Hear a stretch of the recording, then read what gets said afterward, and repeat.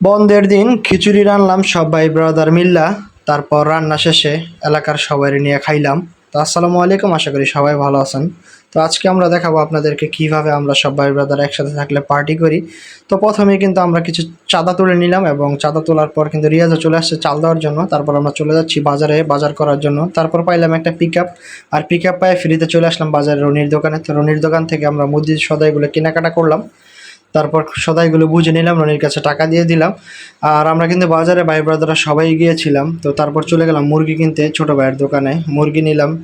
নিয়ে আবার চলে আসলাম আমাদের এলাকায়, পাটি বিছায় সবাই বসে পড়ছি কোটাকাটির কাজে।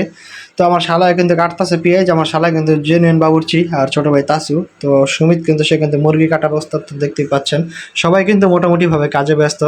তো আসলে সবাই একসাথে যে কোনো কাজ করলেই কিন্তু সেটা অন্যরকম আনন্দদায়ক। তারপর কিন্তু আমরা রান্নার সব উপকরণ বসাই দিলাম, আর কিছুক্ষণের মধ্যে কিন্তু রান্না শুরু হয়ে গেছে। তো আমরা কিন্তু মুরগির গোস্তগুলো দিয়ে দিলাম এবং সেগুলো ভালো করে কষিয়ে নিলাম। তারপরে কিন্তু রানতে রানতে রাত হয়ে গেছে। তো তার দেখতেই পাচ্ছেন আমার মহল্লার সব ছোট ভাই এবার এসে বসে খিচুড়ি খাইতে। তো আসলে আমরা এলাকার মধ্যে থাকি, এইভাবে আনন্দ করি।